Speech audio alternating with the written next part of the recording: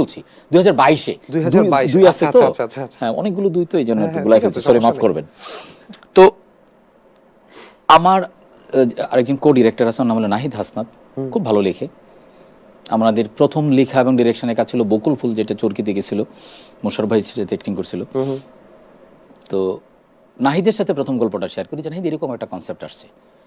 ও বললো যে ও তো তাত্ত্বিক মানুষ, আইডিয়া তো ভালোই, স্ক্রিপ্ট করলে বোঝা যাবে। আমি চলো তালি করি। স্ক্রিপ্ট কারাইতে করাবেন? আমি তুমিই করো। ও ভাই অনেক প্যারা লাগে, এটা অনেক টাইম লাগে এটা। আমি আরে করো।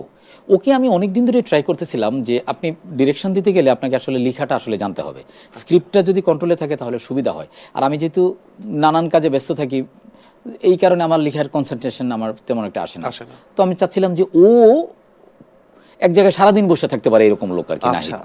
আমি ওকে দিয়ে আর কি লেখানো শুরু করলাম আর কি। তারপরে আমরা স্ক্রিপ্টটা করলাম। স্ক্রিপ্টটা করার পরে আশুতোষ সুজন আমাকে, এই যে আশুতোষ সুজন আমার কলিগ, বন্ধু, মামা, ও আমাকে কি করলো যে এই গভর্নমেন্টে যে অনুদান দেয় তথ্য মন্ত্রণালয়, এখানে দেওয়া যায়। তো আমি এটা দিলাম। তারও কিছুদিন পরে হঠাৎ করে আমাদের আরেক ছোট ভাই আছে পিকলু চৌধুরী, ও ডিরেক্টর, ও আমাকে একদিন ফোন করে বলতেছে ভাই আপনি তো পায়ে গেছেন। আমি কি পাইছি? আপনি জানেন না আরে নাটক করতেছেন? আমি কি বললাম?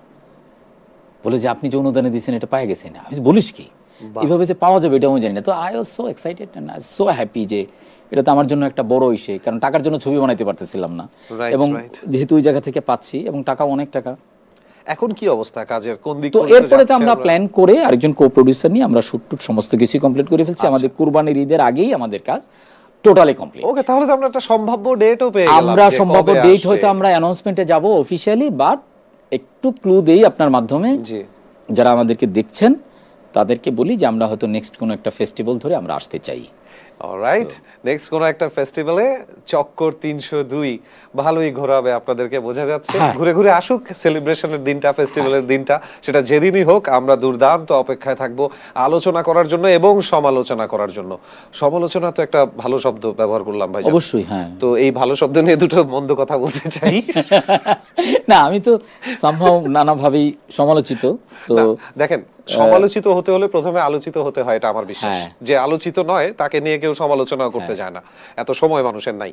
তো ব্যাপারটা হচ্ছে যে এই ব্যাচেলার পয়েন্টের কথায় আমরা ছিলাম, আমরা বিহাইন্ড দ্য সিন স্টোরি আমরা অনেক কিছুই জানি না, কিন্তু ব্যাচেলার পয়েন্টের যে দৃশ্যায়নগুলো হয়েছে বা যেই জায়গাগুলোতে সমালোচিত হয়েছে বা মানুষ পছন্দ করেনি, মানে আপনি কি আপনার যে পরিচিত গণ্ডি, আপনার চাচা মামা সিনিয়র বা আপনার ফুপু বা খালা সিনিয়র, তাদের সাথে বসে কি আপনি ব্যাচেলার পয়েন্ট আপনি নিজে দেখবেন?